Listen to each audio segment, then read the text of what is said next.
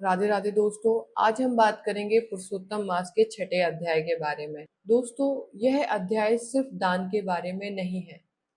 पुराणों में ऐसा कहा गया है कि अधिक मास में दिया गया एक मुट्ठी दान भी करोड़ों यज्ञों के बराबर फल देता है। इस महीने में किया गया जप तप दान सीधे वैकुंठ का रास्ता खोल देता है। बस मन से कह दीजिए, हे पुरुषोत्तम, बाकी सब भगवान संभाल लेंगे। तो चलिए दोस्तों, स्टार्ट करते हैं पुरुषोत्तम मास की कथा का छठवां अध्याय। नारद जी बोले, भगवान गोलोक में जाकर क्या करते हैं? पाप रहित मुझ श्रोता के ऊपर कृपा करके कहिए। श्री नारायण बोले, हे नारद, पाप रहित अधिक मास को लेकर भगवान विष्णु के गोलोक जाने पर जो घटना हुई वह मैं कहता हूँ, तुम सुनो। उस गोलोक के अंदर मणियों के खंभों से सुशोभित सुंदर पुरुषोत्तम के धाम को दूर से भगवान विष्णु देखते हैं। उस धाम के तेज से बंद हुए नेत्र वाले विष्णु धीरे धीरे नेत्र खोलकर और अधिक मास को अपने पीछे कर धीरे धीरे धाम की ओर जाते हैं। अधिक मास के साथ भगवान के अंदर भगवान के मंदिर के पास जाकर विष्णु अत्यंत प्रसन्न होते हैं। अत्यंत प्रसन्न होकर खड़े उठ हुए द्वारपालों से अभिनंदित भगवान विष्णु पुरुषोत्तम भगवान की शोभा से आनंदित होकर धीरे धीरे मंदिर की ओर गए और भीतर जाकर शीघ्र ही श्री पुरुषोत्तम कृष्ण को नमस्कार करते हैं।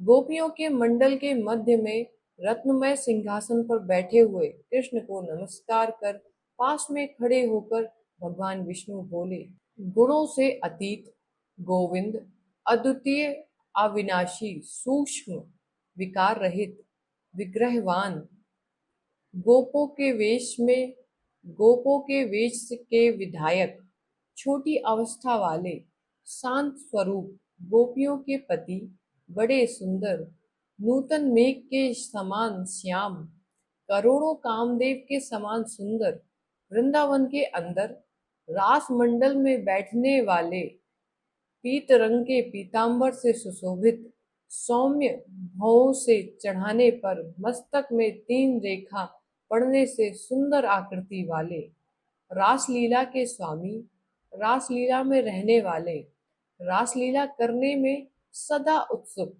2 भुजा वाले मुरलीधर, पीत वस्त्रधारी, अच्युत, ऐसे भगवान की मैं वंदना करता हूँ।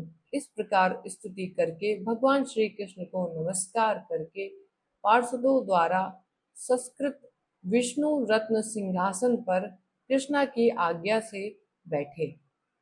श्री नारायण बोले, यह विष्णु का किया हुआ श्रोत प्रातः काल उठकर जो पढ़ता है उसके समस्त पाप नाश हो जाते हैं और अनिष्ट स्वप्न भी अच्छे फल देते हैं और पुत्र पौत्र आदि को पढ़ाने वाली भक्ति श्री गोविंद में होती है।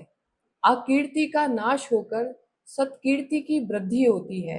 भगवान विष्णु बैठ गए और कृष्ण के आगे कांपते हुए अधिक मास को कृष्ण के चरण कमलों में नमन कराते हैं। तब भगवान श्री कृष्ण ने विष्णु से पूछा कि यह कौन है, कहाँ से आए हैं, यहाँ आया हुआ रोता हुआ है, यहाँ आया है क्यों रोता है? इस गोलोक में तो कोई भी दुख भागी होता नहीं है। इस गोलोक में रहने वाले सर्वदा आनंद में मग्न रहते हैं। ये लोग तो स्वप्न में भी दुष्ट वार्ता या दुख भरा समाचार सुनते ही नहीं है। अतः हे विष्णु, यह क्यों कांपता है और आंखों से आंसू बहाता है? दुखित होकर मेरे सम्मुख किस लिए खड़ा है? नारायण बोले, नवीन मेघ के समान श्याम सुंदर गोलोक के नाथ का वचन सुन सिंहासन से उठकर महाविष्णु मलमास की संपूर्ण दुख कथा कहते हुए बोले, हे वृंदावन की शोभा के नाथ श्री कृष्ण, हे मुरलीधर, इस अधिक मास के दुख को आपके सामने कहता हूँ, आप सुने। इसके दुखित होने का कारण ही स्वामी रहित अधिक मास को लेकर मैं आपके पास आया हूँ। इसके उग्र दुख रूप अग्नि को आप शांत करें। यह अधिक मास सूर्य की संक्रांति से रहित है, मलिन है, शुभ कर्म में सर्वदा वर्जित है। स्वामी रहित मास में स्नान आदि नहीं करना चाहिए। ऐसा कहकर वनस्पति आदि ने इसका निरादर किया है। द्वादश मास कला, क्षण, अनय, सत्वर आदि सर्वेश्वरों ने अपने अपने स्वामी के गर्भ से इसका अत्यंत निरादर किया है। इसी दुखाग्नि से जला हुआ यह मरने के लिए तैयार हुआ। तब अन्य दयालु व्यक्तियों द्वारा प्रेरित होकर हे ऋषिकेश, शरण चाहने की इच्छा से हमारे पास आया है और कांपते कांपते, घड़ी घड़ी रोते रोते अपना सब दुख जाल इसने कहा है। इसका यह बड़ा भारी दुख आपके बिना टल नहीं सकता। अतः यह निराश्रय का हाथ पकड़कर आपकी शरण में लाया हूँ। दूसरों का दुख आप सहन नहीं कर सकते, ऐसा वेद जानने वाले लोग कहते हैं। अतएव इस दुखित को कृपा करके सुख प्रदान कीजिए। हे जगतपते, आपके चरण कमलों में प्राप्त प्राणी शोक का भागी नहीं होता, ऐसा वेद जानने वाले कहते हैं। ऐसा वेद जानने वालों का कहना कैसे मिथ्य हो सकता है। मेरे ऊपर कृपा करके भी इसका दुख दूर करना आपका कर्तव्य है, क्योंकि सब काम छोड़कर इसको लेकर आया हूँ। मेरा आना सफल कीजिए। बारंबार स्वामी के सामने कभी भी कोई भी विषय नहीं कहना चाहिए, ऐसा नीति के जानने वाले बड़े बड़े पंडित सर्वदा कहा करते हैं।